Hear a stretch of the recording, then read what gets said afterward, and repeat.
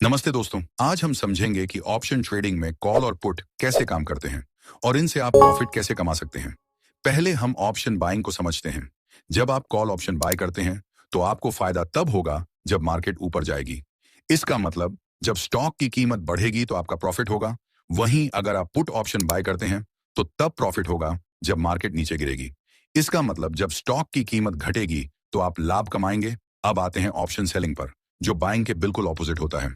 अगर आप call option sell करते हैं तो आपको फायदा तब होगा जब मार्केट नीचे आएगी, क्योंकि जब मार्केट गिरती है तो आपके सेल किए गए कॉल ऑप्शन की कीमत घटती है और आप प्रॉफिट कमा सकते हैं। अगर आप पुट ऑप्शन सेल करते हैं तो आपका प्रॉफिट तब होगा जब मार्केट ऊपर जाएगी, क्योंकि जब मार्केट बढ़ती है तो आपके सेल किए गए पुट ऑप्शन की कीमत घटेगी और आप इस गिरावट से फायदा उठा सकते हैं। अगर आपको वीडियो पसंद आई हो तो लाइक और कमेंट करना ना भूलें और स्टॉक मार्केट और ट्रेडिंग से जुड़ी इंफॉर्मेटिव वीडियो के लिए ट्रेडिंग इज पैसा चैनल को सब्सक्राइब जरूर करें। धन्यवाद।